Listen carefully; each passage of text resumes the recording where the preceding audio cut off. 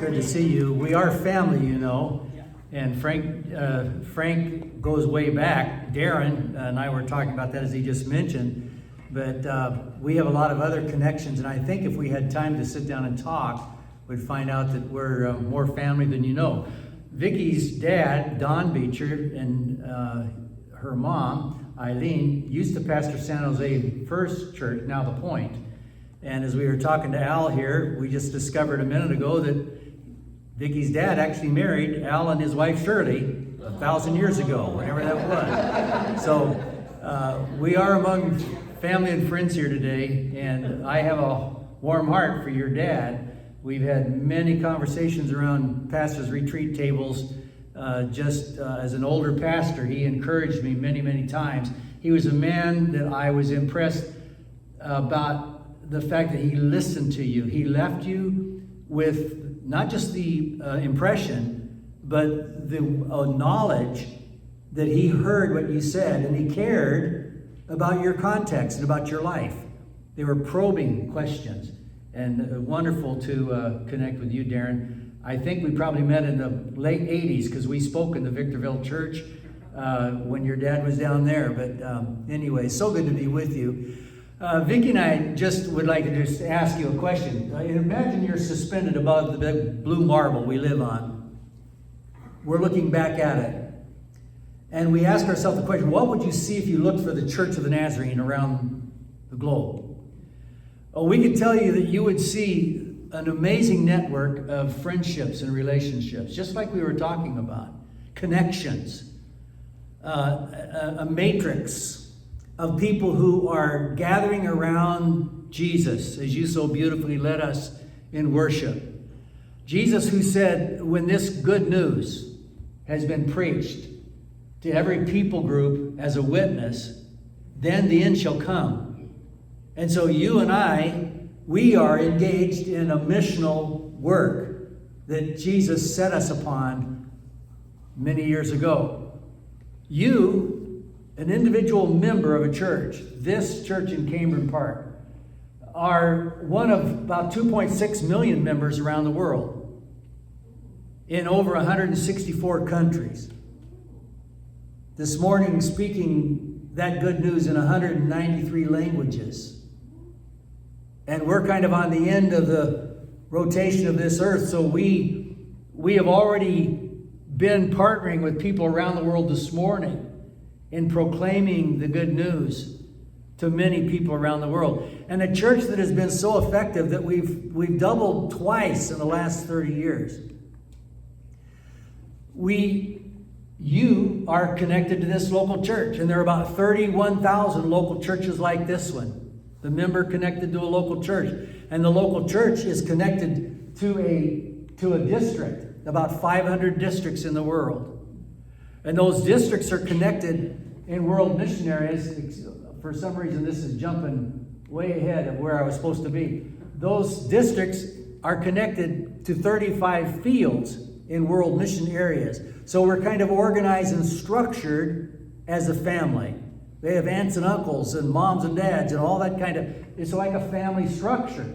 And all those fields and districts are connected to 6 regions. Now this is important, and I'll show that to you in a moment. Those 6 regions are all connected to one general board that you elect from this district. You're on the Northern California district, and you're on the USA-Canada region. And you send representatives once every 4 years to a general assembly where people from those 164 countries are represented in mission and in decisions. And you elect that board. And we've got an incredible international board because we are an international family that Christ has created and gives us life around this mission that He's given us. That's who we have been for many years. A beautiful mosaic of, actually a picture of Revelations chapter 7, where it says every tribe and language will be gathered. And so we are one of only 4 denominations in the world that are structured the way I just explained to you. A member to a local church, to a district, to a field, to a region, to an international assembly that elects an international board. There are only 4 denominations out of 30,000 in the world that are structured in that way. And it's made you very effective. It's made us very effective as we reach the world. Not only that, but we give more. You and I give more to missions than any other denomination except for Christian Missionary Alliance, which is on par with you, per capita. And you've been doing that over 120 years. And so it's given us as an amazing global church. It's why Bill Bright, Campus Crusade for Christ, the Jesus film, perhaps you've heard of that. His board of directors in the 1970s looked around the world for a denomination that could deliver the Jesus film. And guess who he selected? Guess who that board selected? It was you. You and the people in these pews. And so today you support over 920 Jesus film teams. Every time you write out a missions check or you send in a faith promise, Pastor, I'm not sure what we call it here, but your World Evangelism Fund is what we call it globally. Anytime you give to that, you're buying these motorbikes. You're buying the films and the backpacks and the literature, and you're supporting the men and women who follow up. I was in this village several years ago. They had never heard the name Jesus until you went there with the Jesus film team. You sent that team there, and suddenly, at the end of that film, you had 300 brand new believers wanting to follow Christ in that village. Now, what do you do with that? That's a real challenge, because now you need somebody to go back and raise up leaders. So you support these teams that follow up and make sure where people have never heard Christ, what it means to be a disciple, what it means to make disciples of the nations, and to follow Christ, as we sang a little earlier. That structure is why you're directly connected to Ukraine today, like very few other churches in the world. You have 2 field directors. I mentioned 35 fields a moment ago. The top director you're looking at there, Trino, he and his wife Anna oversee all the former Soviet countries. So they're in charge of Russia today and Ukraine. And then the lower couple, Jay and Tiana Sundberg, Vicki and I have worked with both these couples in world areas and know them. I meet with these men every month, actually, on Zoom. And they oversee, the Sundbergs oversee the Eurasia, Northern Europe region, which has 26 countries. And you have Nazarenes in Russia, you have Nazarenes in Ukraine. And you are on the ground today, this very day, with all kinds of ministry in Ukraine. Our recently retired district superintendent and his wife, Volva, Vicki and I know them. We know the people in Kyiv Church of the Nazarene. We've been there. We know some of them by first name because we've pastored with them in other places on that region. And these are your district superintendents, and you've been supporting them. You just sent this container load of food through Nazarene Compassionate Ministries to Ukraine just this last month. And then you had people join you in distributing those goods. These are your Nazarenes in Moldova, some of whom have moved out of their homes and let people move into their bedrooms while they've gone to live with relatives. The people fleeing for their lives from Ukraine in Moldova, the Church of the Nazarene. And this picture, you're renting this building just across the border from Lviv, Ukraine. And Jay and Tiana travel from Poznan, Poland. They get in their car. It's about an 8-hour trip. They go over there, and they're overseeing this station that receives mainly women and children. And then you pay for a plane ticket, or usually a train ticket, or a car ride someplace where they move into more stable environment than kind of a transitional home. But that's what you're doing for global missions.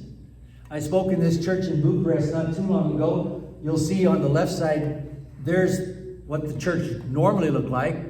But during this crisis, they've moved out of the church and put beds in there, and they're filled with refugees fleeing Ukraine. So that's what you do. And speaking of Ukraine, you operate 10 rehab centers there for men and women addicted. And you also operate the strategic plans. This is a business plan, a cabinet shop that men and women are given jobs. They sell the cabinets, and that runs a rehab center. I love this picture of this pond because that's a business plan. You bought that pond. You didn't know you owned a pond in Ukraine, did you? But you do. And you know how they catch the fish out of that pond? They don't use a hook, line, and sinker. It takes too long. They just, when the fish get a certain size, they pull the plug on that lake, it drains out, and then they scoop them off the bottom and sell them at the market. And that money operates that rehab center for several months through that year. That's the business plan. But that strategy, that structure, that way of thinking about when Christ said, go and make disciples, that's a part of the disciple-making process. It's a holistic understanding of what salvation actually means.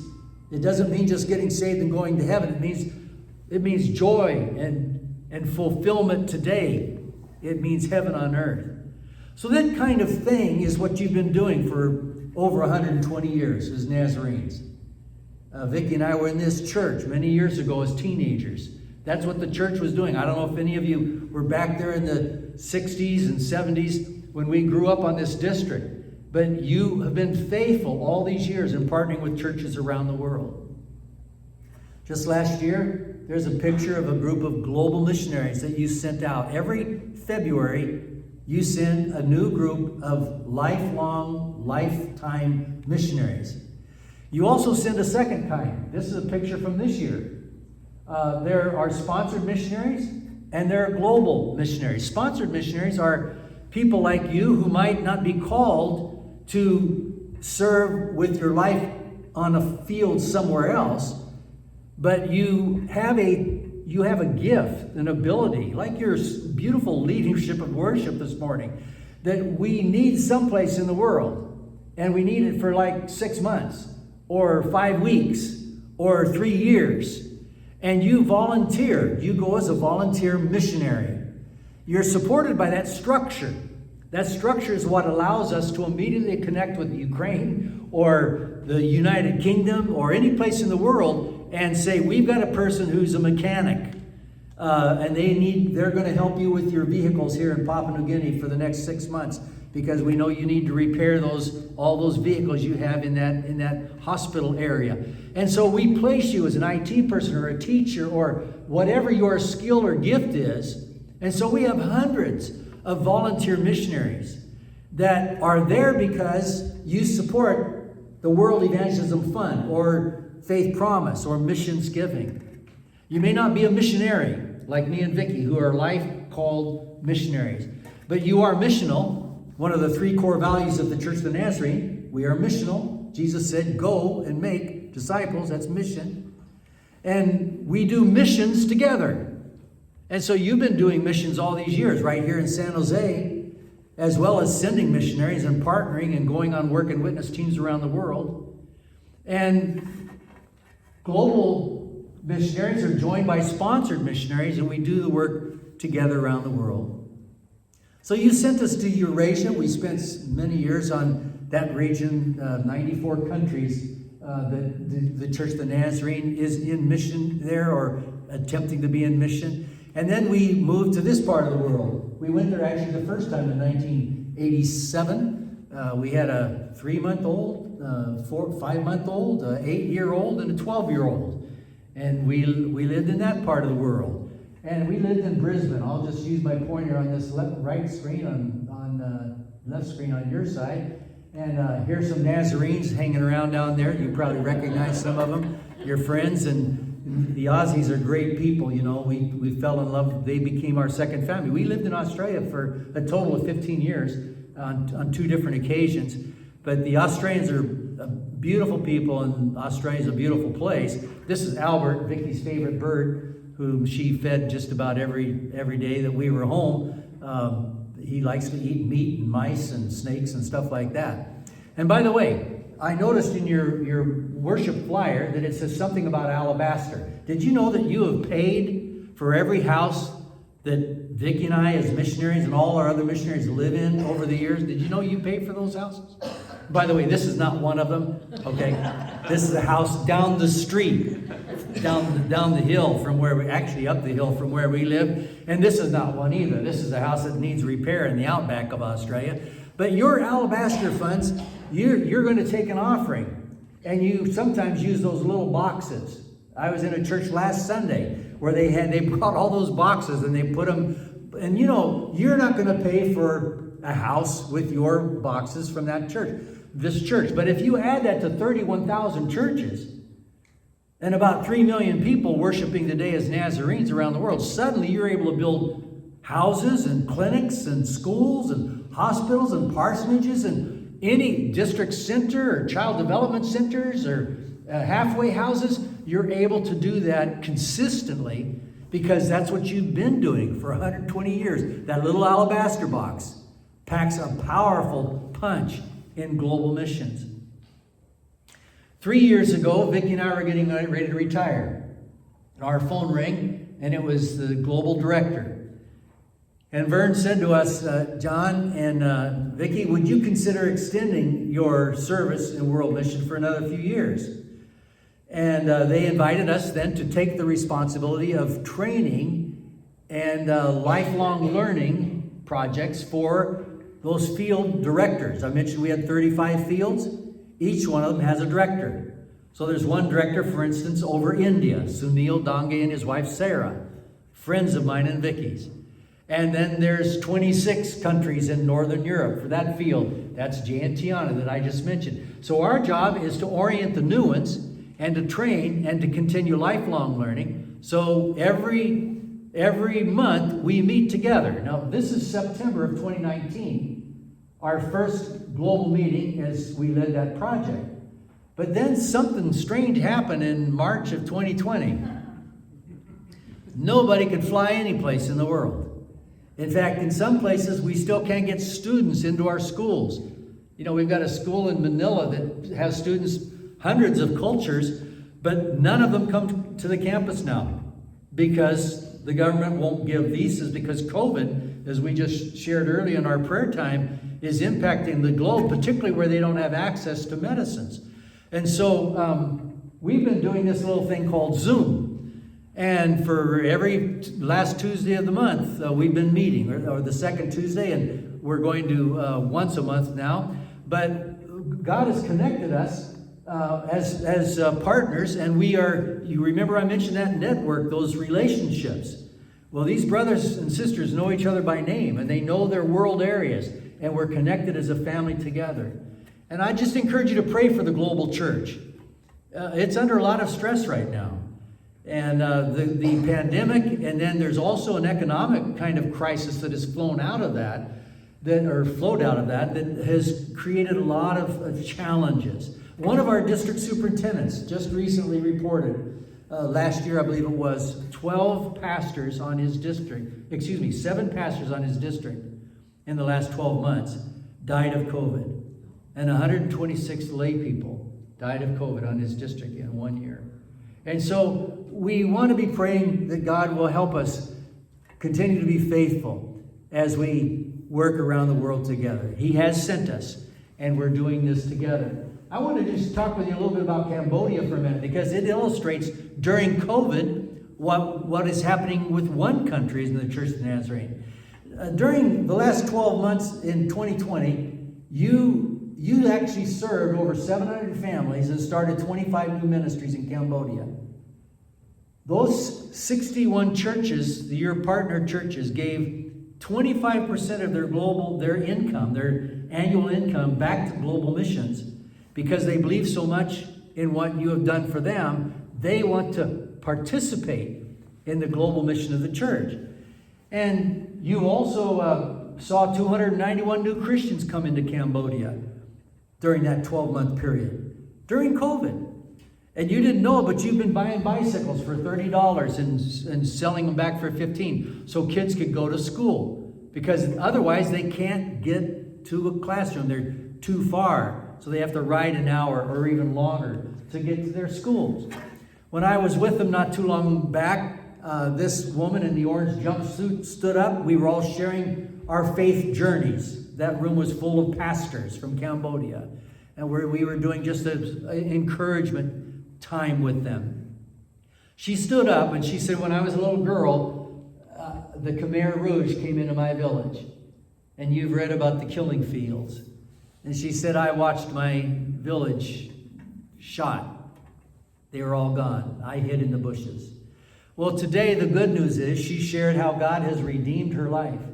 And she's enrolled in the 24 courses of study that we pastors, Darren, that your dad Frank and I took to become Nazarene pastors. And she was completing her course to become a pastor of one of those Nazarene churches in Cambodia. And that's what we do. You've been doing this kind of thing around the world. This picture is outside of your church in Washim, India, where you build that well. You sent a team. You took the funds and you created pure, clean water. You did the same thing here on the other side of the world with those blue pipes.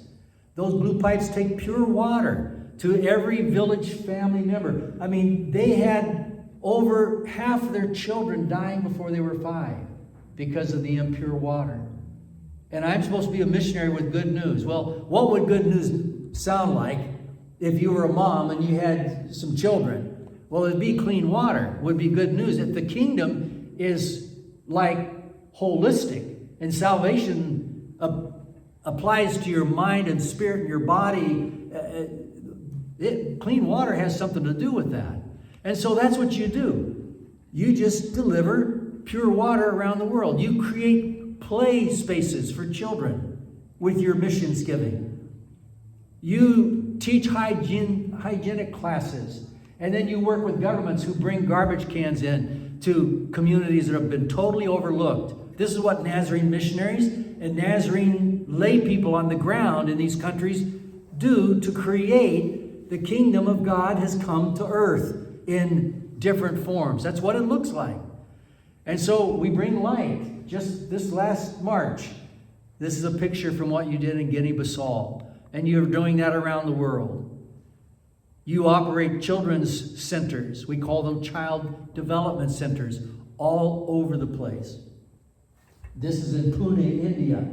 Vicki and I were in Illinois just recently, and a young woman came up to us, 13 years of age. She said, when you mentioned Pune, India, that's my village. And you took me off the street, Nazarenes, took care of me, and then here's my mom and my dad. Here's my family. They've adopted me, and I've been living in the United States now for several years. Here she is in high school, the 9th grade. And that's what we do. We change the reality of people's lives. You know, Jesus said, don't just talk about love. Do something with that love. Create a new reality. And so these child development centers give hope where there wasn't any hope. They take kids off the street, like these Hungarian kids who have no parents, and they give them hope. They give them a family, the Church of the Nazarene. That's what you and I do.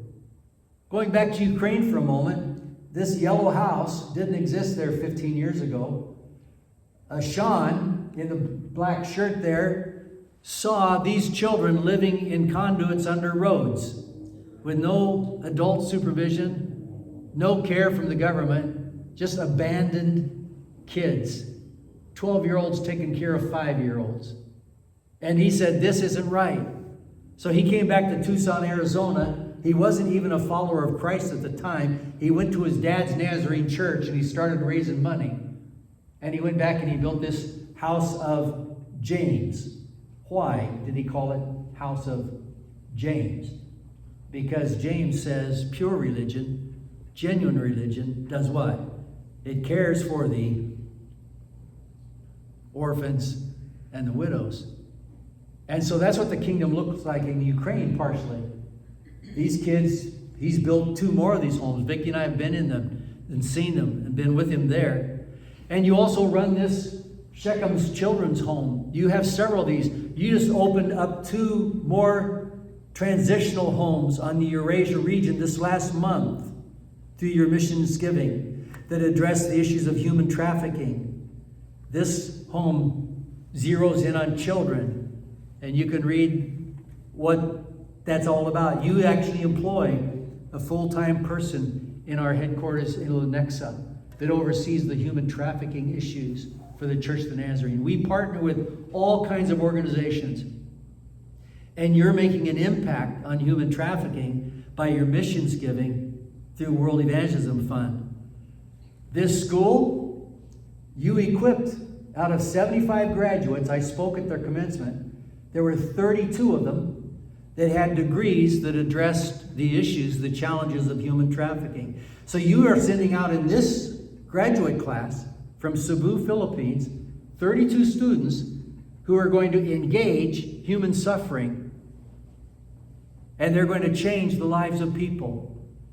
That's what we do to make Christ-like disciples in the nations. And you've got 52 of these universities and seminaries and colleges around the world, higher level education, that equip young people to follow Christ into his mission, the Father's mission, to save all people.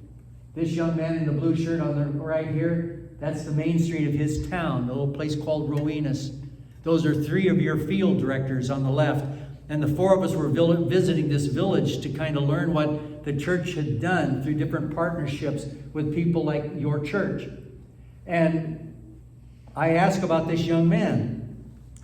The field director there told me, Bill Kwan there on the left, he said that 159 students had been supported for several years in that village through a scholarship program. We have a Nazarene scholarship program.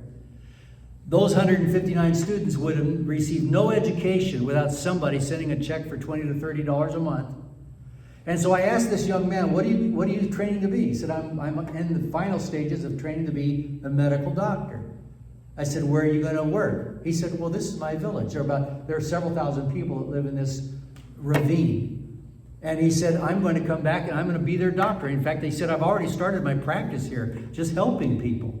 And you developed a clinic alongside of him. And you send a nurse in there twice a week to help that community that has no medical care. The government doesn't care about them. Nobody cares about them. They're all alone. But Jesus is there through you, through your giving, through that structure that I talked with you about. And you're making a difference in people's lives. And then you have boards that oversee that whole process.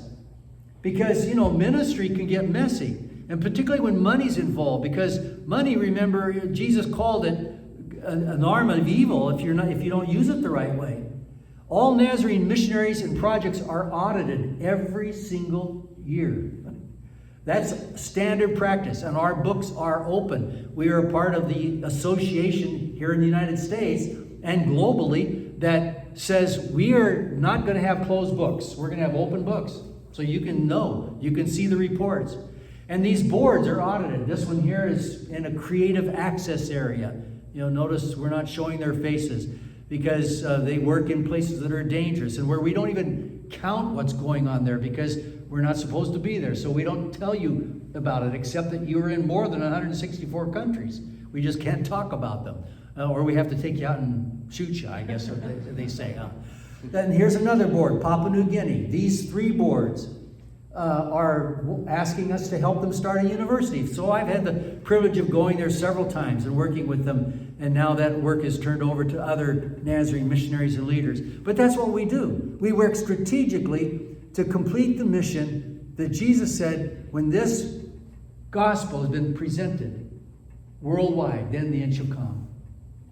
This is Hungarian literature.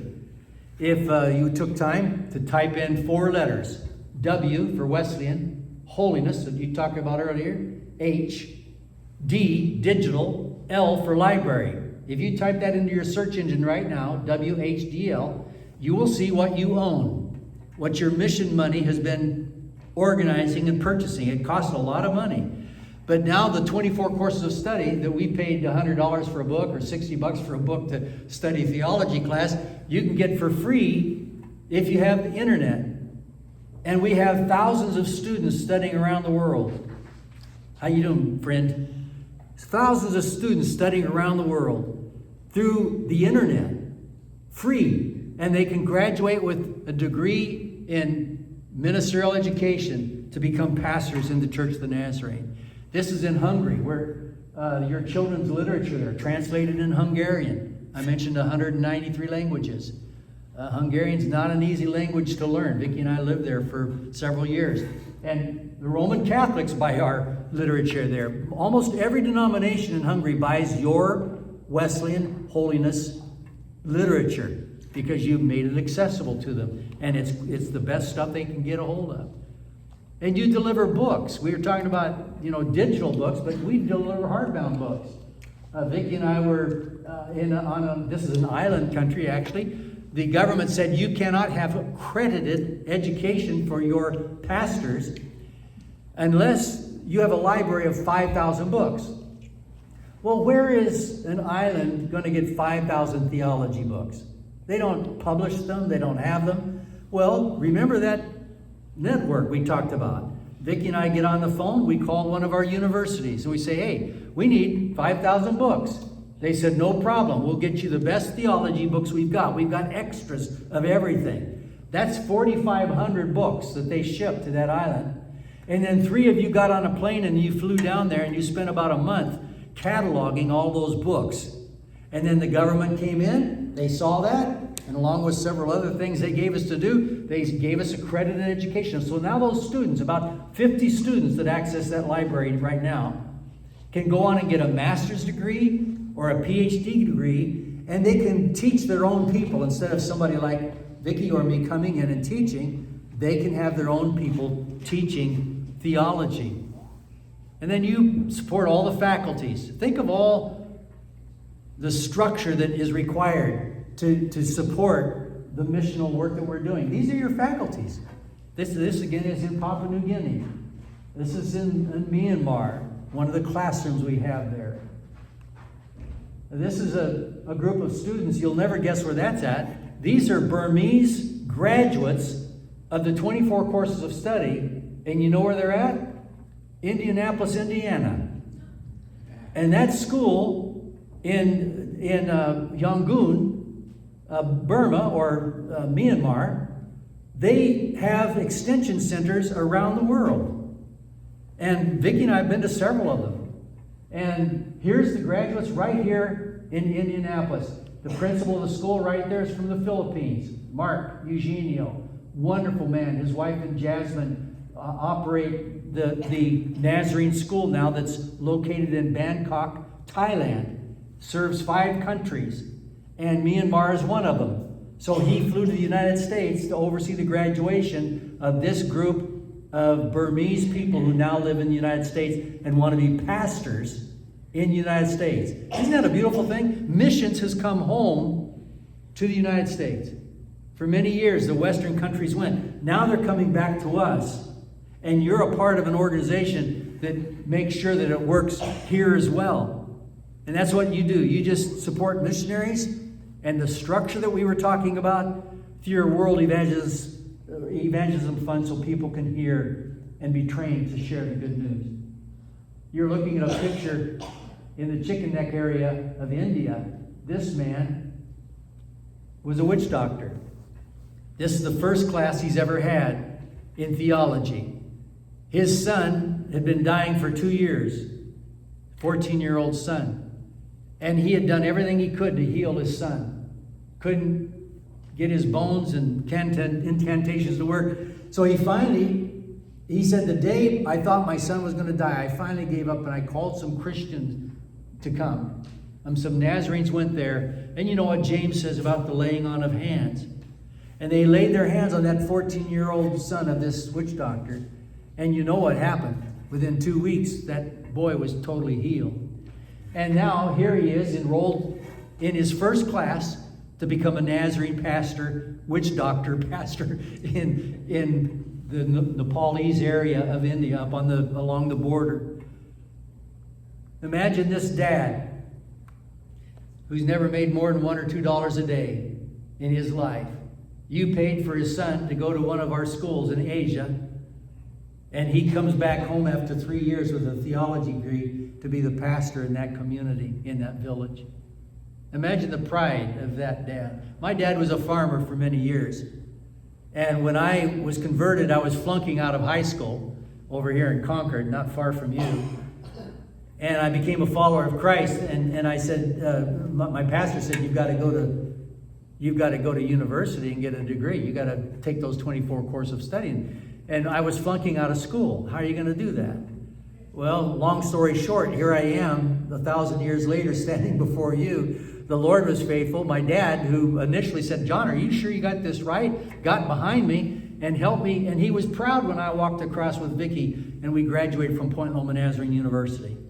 Think of the pride of this dad. Think of how that will change the lives of the people in that little village. And that's what you and I do. You're responding to disasters every day of the week around the globe. Every one of those 35 fields has a bank account. When I was a field coordinator, we had money. Vicki and I sent those funds and sent our ministry coordinator to that country or that area that needed help with a tsunami or an earthquake or some kind of a disaster where you went. Here you're passing out toothpaste and toothbrushes, just a simple thing. And you'll notice that tsunami just wiped every house out behind that little shack we built real fast in that heat just to have some protection. We met a girl from this village. She was the only surviving member of her family. She's in the brown shirt there. She had no hope. She was in shock. And you put her on a plane and sent her to the main capital where a Christian family invited her in to become a child of theirs. That's what God does with us. He makes us his children. He doesn't care what religion we are. You can see she's not a Christian, but a Christian loved her in the name of Christ. And boy, could I tell you some stories about that work there in that area. That's what we just try and do. You've sent us out. We've said yes to the Lord and are grateful for the Church of the Nazarene, who has partnered with us. Here you're on the border of Macedonia and Greece, where 14,000 Syrians they're fleeing for their lives because all their homes have been bombed. I mean, imagine Cameron Park area, you get totally bombed out and there's no standing house here. And that's what they had. Well, who cares for them? You do. You do through global missions, preparing food and tents, giving food to wherever you can, just caring for people, refugees, immigrants, people who are forgotten in some pretty dangerous areas. You have Nazarene pastors in jail every day of the week, somewhere in the world. This young man helped me with my video projection in Asia. And last March, they arrested him and put him in prison. He was in prison last year from March till October. Nobody heard from him. And then when he got out, there's a picture one of his friends snapped of him being put in. They were burning the churches. And so he and some of the other brothers in this country, I won't tell you where because we're on Zoom this morning, but they were burning churches, not just any kind of a church. And when he put on Facebook a message to us and said, I'm okay. Don't worry about me. And then he asked us to pray, but he didn't say pray for protection, which I would think that's what he would want. He said pray for boldness, for courage, that we would remain faithful to Christ under persecution. This is a man in his 20s, one of the top of the class in your seminary in Manila. And he's just saying, pray that we would have courage to stand up for Christ. Now, you've been very patient. I'm going to finish with one last place. We're going to go to Papua New Guinea. This is one of the most effective things that Vicki and I have seen that you have done over the years in global missions.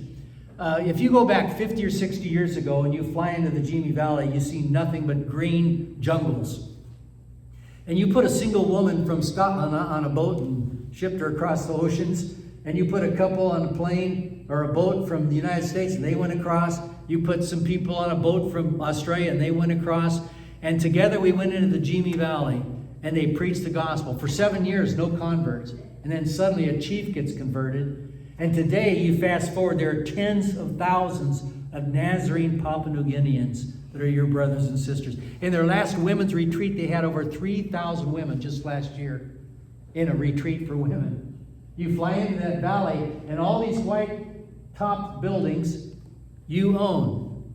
Your missions giving pays for the main hospital right here. You served over 60,000 people the year before COVID in that hospital. Every one of them were prayed for by a doctor or a nurse or an administrator, as they entered that hospital. And you have about 50 Nazarene couples there and their children that you support through your missions giving. It would not be there without you. But it was started 50, 60 years ago when people went all the way across the ocean when there was nothing there. And today, 50, 60 years later, you have all of this amazing ministry going on. Just down the road from your hospital, 20 minutes, you have your Bible college and your teacher's training college. And one of those sets of boards I showed you earlier, the Papua New Guinean boards of these 3 schools are asking us to help them start a university for the Church of the Nazarene. I've had the privilege of being there with them many times. One of God's senses of humor is He takes a person like me who was flunking out of school, and for several years I served as the regional education director for Asia Pacific region. That's like 45 countries. We've got 15 universities and schools, and I oversaw that work. God worked and did all kinds of things in my life to bring us to this point where we could serve Him. And so you own these hospital rooms. They wouldn't be there without you. And the surgeons that are there. This young woman in the white shirt was converted right here in the Santa Cruz Church of the Nazarene. And she was a single volunteer surgeon for the first couple of years. And now you pay her a full-time salary as one of the global missionaries, just like me and Vicki. Here's an up-and-coming surgeon or nurse. Can you see what God sees for that young man? And you built this $3 million dam in partnership with the government of Australia and Papua New Guinea. You sent teams there. The local people brought their skills, and together we developed a generator that runs 24/7. It's the only place there that has electricity 24/7. Even the airports, the airport not far from there, it shuts down because they don't have, it drops 7 times, 8 times a day. But not at your hospital anymore. People were dying on the surgery table because the electricity would go out. And so you fixed that. You sent teams down there. The kids love to swim there. They think it's a great swimming hole after school. And mom doesn't have to do the laundry because they just jump in with all their clothes. You know, she just takes their clothes off and hangs them on the line when she's done. And Vicki and I met somebody on an island in the South Pacific whose husband went there, she said, and dug that canal with a backhoe for some weeks. Created that. That's what we do together. He was a missionary for just weeks, but he created a sustainable project that is going to impact thousands of people's lives. And every one of your wards has that sign. The first time I saw that sign, I just broke down in tears because it's all about Jesus.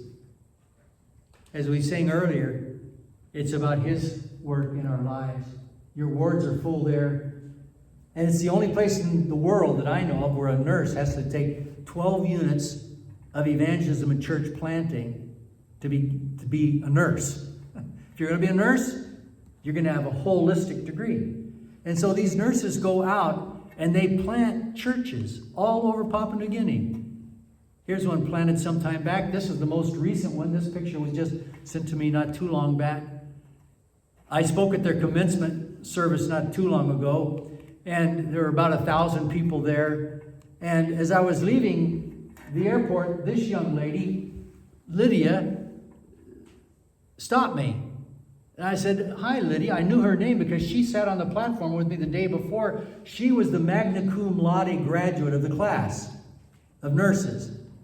And I asked her where she was going. She said, "I'm going back home." We were on the second plane now, getting on the second plane. She was flying in a prop plane back into some area of Papua New Guinea. And she was going to go back with the Commission of Christ. When this gospel has been preached to every people group as a witness. There are 832 languages in Papua New Guinea. Now think of that. 800, not dialects, languages. A lady stopped me on the way out of church not too long ago and said, I Googled that when you said that because I didn't believe you. She said, "You were right. It says 832 languages." I know because I looked it up in Google too. And she's going into one of those villages. You should get on a bus and then maybe walk a day or two. Our first missionaries lived out 19 years up there in the highlands of Papua New Guinea without any phone, without any running water, without any electricity. And that's the work that started there in that area. And here she does. She's going on to finish it. Well, you're a part of that story here in Cameron Park.